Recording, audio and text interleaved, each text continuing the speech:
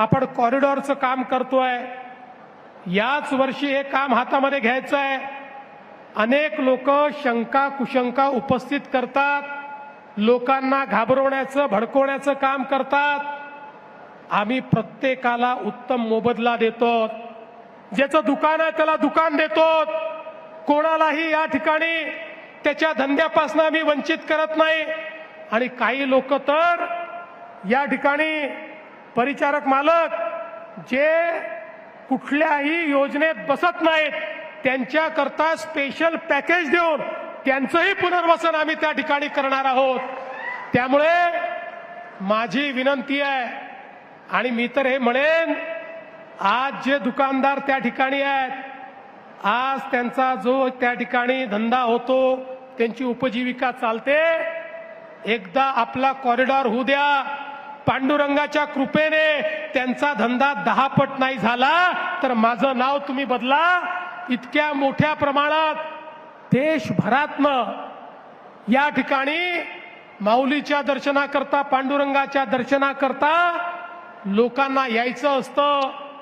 खरं म्हणजे केवळ आषाढीला नाही, केवळ कार्तिकीला नाही, केवळ एकादशीला नाही, पंढरपूरच्या विठुरायाचे भक्त इतके आहेत की लाखो लोक रोज या पंढरपूरमध्ये येऊ इच्छितात, पण व्यवस्था नसल्यामुळे येता येत नाही।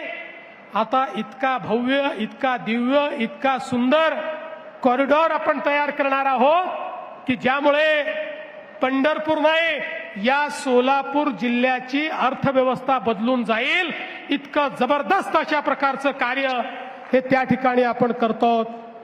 नाशिक, सोलापूर, अक्कलकोट 6 पदरी रस्ता आपण मंजूर केलाय।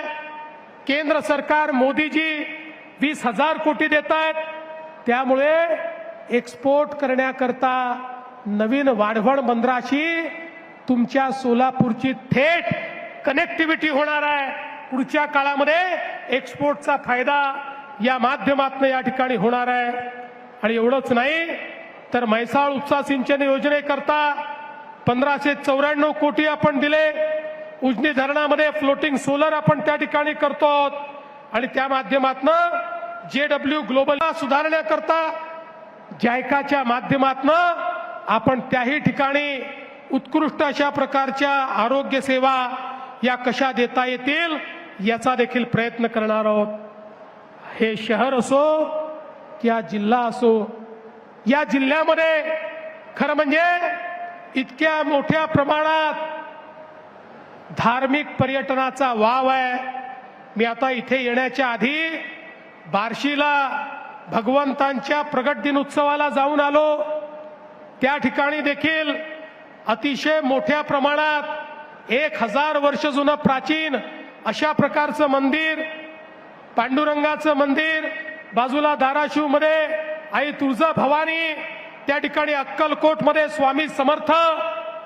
मला असं वाटतं की एक प्रकारे संपूर्ण महाराष्ट्राची आध्यात्मिक शक्ती या सगळ्या पंचक्रोशीमध्ये आपल्याला पाहायला मिळते। आणि म्हणून या जिल्ह्याचा आशीर्वाद मिळणं, या शहराचा आशीर्वाद मिळणं, सिद्धरामेश्वरांचा आशीर्वाद मिळणं हे मी आपलं भाग्य समजतो। आणि पुन्हा एकदा आपल्या सगळ्यांना, सोलापूरकरांना या ठिकाणी आश्वस्त करतो की सोलापूरकरांनो, आपला विश्वास वाया जाणार नाही।